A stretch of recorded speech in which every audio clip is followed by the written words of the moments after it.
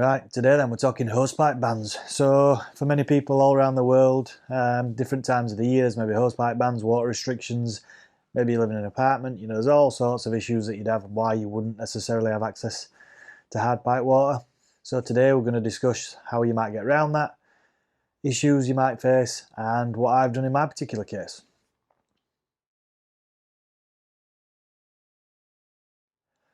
Currently, where I live in Yorkshire in the UK, we're under a hosepipe ban.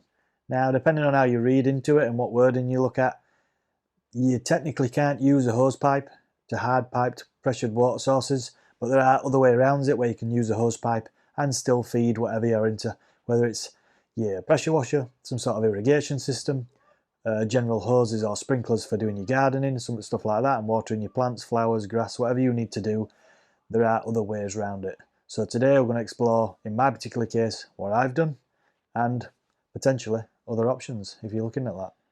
One of the issues you can face then when you're looking at hosepipe bans is a general ban to hard pipe water sources. So to get around that, you can actually use buckets or watering cans or anything else that's filled from the same hard piped water system, but you just can't use a hose.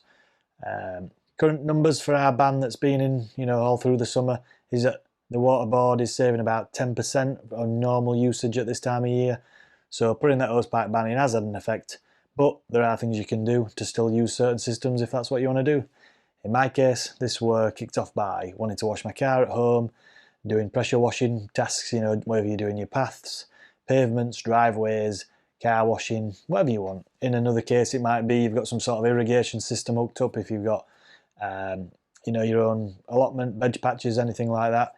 You're looking to use something that replaces a sprinkler head that you'd normally use for watering either grass, flowers, small patches of vegetables, something like that. So this can cover all those bases. In my case then, what I've done, I have bought a 250 litre water butt. So usually with these, you would modify your drainage system on your house and you would basically collect rainwater in your butt and then use that for general maintenance or gardening tasks or whatever you're using that for in your particular instance. In my case then, I wanted to use it mainly to wash my car and some other small tasks around the house depending what I'm doing. And to do that, I bought this 250 litre water butt, like I say. I'll put an overlay of it on the screen now so you can see my actual installation, and I'll put links to everything down below in the description. So if you're interested in anything I've talked about today, I'll put out links below so you can go and have a look where I got those things from. Full disclosure, if you do use any of the links and you then purchase something, I'll receive a small commission from those, but you'll just still pay the same price. There's no penalty on that side of thing. It's just an Amazon affiliate link. For my particular setup then, we've got 250 litre water butt. We've got the normal tap arrangement on the bottom for filling watering cans and things, that people usually use them for. I've adapted mine and put a garden hose adapter on it, which is just held on with a Jubilee clip. And then from that, you can run a traditional garden hose, or the ones that we have in the UK anyway. So for this system, you're talking normal hose reel, or what we have in the UK generally. We'll be doing 15mm garden hose, something like this. This is just a cheap one off Amazon. Again, I'll put a link down below, and these cheap fittings. So these are non-restriction, no non-return valve in, so I don't want anything that'll make my life harder basically when trying to prime my pressure washer. Without mains pressure, you generally get that issue priming a pressure washer. It takes that bit longer, it hasn't been cleared through. So normally then what I'd do on mains water is I'd connect up the mains water, flood the hose pipe till it's run clear, and then I'd connect it up to the pressure washer, open the pressure washer up and fill all the hose reel and everything else straight through before I prime it. Thing primes instantly then after that, and there's no issues. What you get then when you're trying to prime off your own water system at home that's stored locally, you're not able to flush the entire system. So filling this hose pipe is no issue, and with no restrictions and no non-return valves, it just runs clear. You can then plug that into your pressure washer, but with the head that's supplied by that, you don't then have the ability to flood the entire pump and the hose reel and what you'd need to get a really good prime. So what you'll generally find is you'll turn the pressure washer on and it'll take an extended period of time to clear all the air out of the system, and you need to stand there holding the trigger just to try and force that air out and get it primed a little bit quicker. So what you'll find with this is when you're not priming under mains pressure water, and it's just the head pressure of the water, but it tends to take a little longer. So I'll show you that now.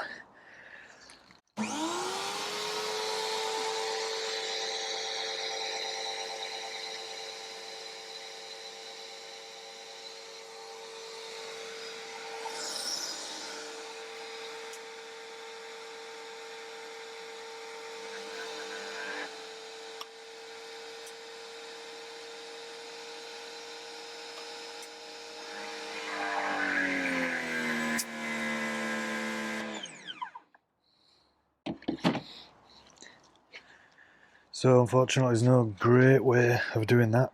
Last thing you want to be doing is running a pump like this dry. It's not running dry, it's just struggling to prime. It's just had to clear all the air out. So I've primed the hose before plugging it in. That's run clear. It's no non-return valve in the hose itself, so there's no restrictions there. And then it just takes a bit of time to get rid of all the air in the system. So through the pump, and then on this particular model there is a 12-meter hose reel as well to get through. So I'm using the new to me AVA P57 Easy with the 12-meter hose reel. They do sell you an attachment for that. If you go on the AVA website, they'll sell you an official attachment for basically running it off a bucket. And what it is, it's a short 3-meter hose with an open end and a strainer, a filter strainer on the end of it, just so you're not pulling up any sort of large particulates or anything that you might do if you're pulling out of a bucket. It's very expensive, so it's not something I wanted to get into really, and only being 3 meters long, you were quite restricted not only to how much water you could use per bucket, but where you could use it as well, and the accessibility. That wasn't something I wanted to get into. So I've chose to go down the lines of 250 litre water storage, valve arrangement on the bottom, hose pipe adapters, which is these we use in the UK. I know US and other places are a bit different, but you can basically buy whatever you've got in your area. So these are no non-return valves in them, no restrictions or anything, runs free when you've no attachments on. So that helps with priming, even though you will still have issues. You just got to make sure you're holding that trigger once you turn your pressure washer on to prime.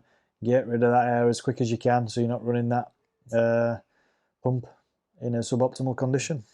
Generally, to get around the restrictions, again, like I say, you're not officially allowed to use a hose pipe, but that's connected to a hard water source or a hard piped water source. So in this case, you can use your same tap outside that you might have that you're not allowed to connect a hose pipe to. You can fill buckets up out of the normal route, put that straight into your water storage, and then run your 250 litre water storage basically through your pressure washer. That is a technicality, it's legal, so in my area that's what I've chose to do.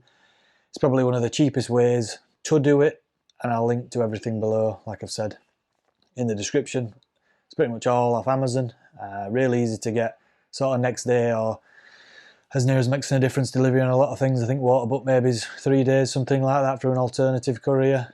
I've not had any issues with that setup, really easy on initial setup, really easy to use after that. As long as you're aware of the issue that you can have with priming your pressure washer, then you should be all fine. So in my specific case then, if you're like me, maybe you live local to me, or there's some sort of technicality in the wording of the restrictions that you can do what I've done basically and still fill off the hard pipe water source with buckets or something similar, decant into your water storage and then run your appliances, whatever you're using in your case, maybe not just a pressure washer but irrigation systems or some sort of gardening equipment, you can do exactly the same. So that's one way of getting around the current, in my area anyway, water restrictions. So YouTube's going to suggest whatever it thinks is best for you right here. If you've liked what you've seen, subscribe to the channel for more to come, like this video and drop me a comment down below with any comments, criticisms, builds or anything that you've done similar to this maybe.